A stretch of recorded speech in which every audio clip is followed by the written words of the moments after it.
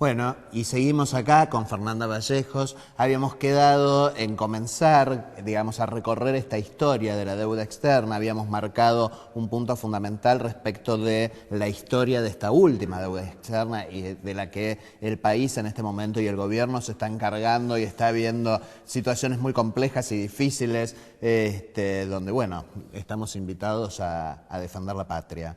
Y habíamos marcado como punto de partida entonces 1976, Fernanda.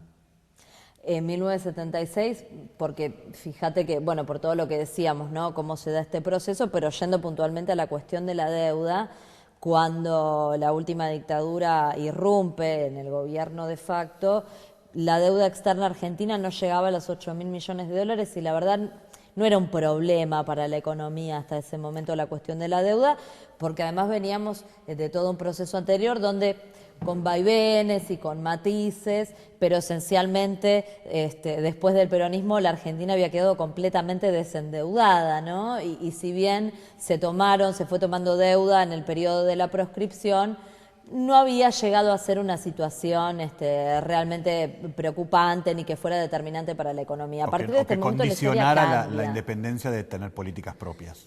Cambia a partir de este momento la historia. Cuando la dictadura se va, para abrirle la puerta a la restauración democrática, la deuda había trepado hasta 44.000 millones de dólares, con esta gravedad, ¿no? De que la deuda se construye con una lógica, con un sentido, y se construye además con un conjunto de prácticas absolutamente espurias. Por eso la deuda fue investigada, fue peritada, todos los dispositivos del Estado fueron en ese momento puestos al servicio de constituir una deuda que claramente era innecesaria y terminó, por supuesto, con actos de corrupción en el medio, con el avasallamiento de todos los mecanismos formales que existían para el control de lo que es una toma de deuda, tanto del Estado como de los privados, porque recordemos que además esta historia concluye con justamente la nacionalización de la deuda privada que termina instrumentando Y tanto, desde los locales como de los prestamistas finalmente, porque no tenían ningún empacho en prestarle a un país que era inviable. Esto fue promovido por los prestamistas, ¿no? El Fondo Monetario Internacional, a lo largo de toda la historia, fíjate cómo todo tiene que ver con todo, la Argentina ingresa al Fondo Monetario Internacional y al Banco Mundial tras el derrocamiento de Perón, ¿no? Pero bueno, porque él se resistía a que eso suceda. Claro, todo a partir de ese momento y en adelante, el Fondo Monetario siempre fue cómplice de esta situación, por supuesto que ¿Cómplice o gestor? Las dos cosas, promotor, ¿no? En ningún momento el FMI era ingenuo respecto de cuando, por ejemplo, la Argentina se volvía insolvente y, sin embargo, de todas formas motorizaba, avalaba y en todo caso hacía la vista gorda respecto de una situación que era inevitable y seguía promoviendo el sobreendeudamiento de la Argentina, que es lo que nos llevó finalmente a eclosionar en el año 2001 y terminar en el default cantado que termina declarando Rodríguez Sá, porque ya no había ninguna salida para la economía argentina en ese momento. Ni tampoco es ingenuo el Fondo y el Banco Mundial cuando proponen recetas políticas económicas como recortes sociales, recortes a la inversión social, sabiendo lo que eso va a generar a futuro. Por supuesto, sabiendo además, la semilla de maldad que se instala. Además, eso que vos decís también está vinculado con la historia de la deuda, porque el mecanismo a través del cual se imponían históricamente las políticas de ajuste, las que ahora llaman de austeridad en Europa, con este eufemismo tan bonito que han encontrado, pero que la tienen sumergida hace 6 años en recesión, a través del mecanismo de la deuda, el Fondo Monetario persistentemente imponía sobre la Argentina estas políticas utilizando los famosos créditos stand-by, que cuando uno habla de condicionalidades no es un cliché ni un recurso retórico, es algo muy real y muy concreto que sucedió, donde la Argentina firmaba un contrato y se comprometía a instrumentar determinadas políticas económicas que guiaba el Fondo Monetario Internacional y que por supuesto siempre tenían que ver con el achicamiento del Estado, el ajuste del gasto, el congelamiento de salarios. Bueno, el más reciente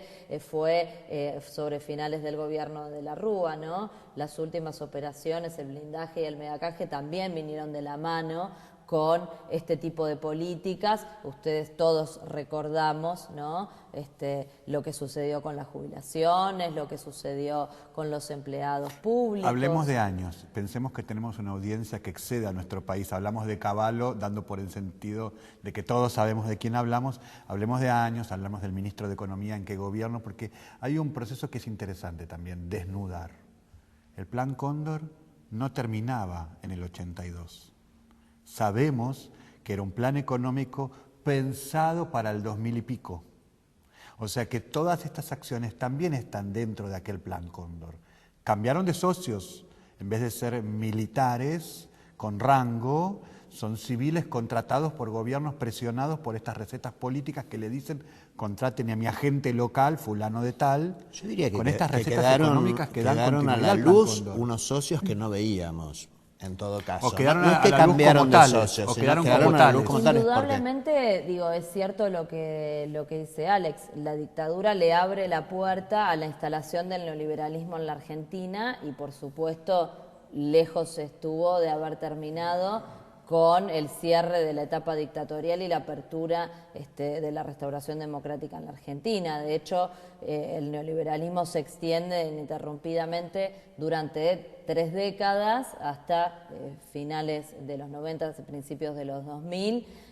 Tal vez no habría que aquí hacer un paréntesis y como una excepción reconocer que los primeros tiempos de Alfonsín fueron tiempos donde se hicieron intentos de escapar de esa lógica y en materia económica la gestión de Grispun al frente del Ministerio de Economía es un paréntesis en ese momento, pero por supuesto fue una opción que fue al fracaso, ¿no? Que no pudo prosperar y por supuesto el neoliberalismo a partir de allí se potenció y siguió andando y desarrollándose en la Argentina y en ese contexto se inscriben por supuesto las políticas dictadas por el Fondo Monetario Internacional, instrumentadas a través de estos préstamos, que además eran préstamos que la Argentina tomaba no para poner al servicio del crecimiento de la nación, al servicio del desarrollo, sino que eran esencialmente operaciones contables. Durante la década del 80 y durante la década del 90. La del 90. La primera... Hasta el kirchnerismo, que es cuando... Hasta el 2003, hablo de 2003, años porque, insisto, hay una audiencia latinoamericana. Que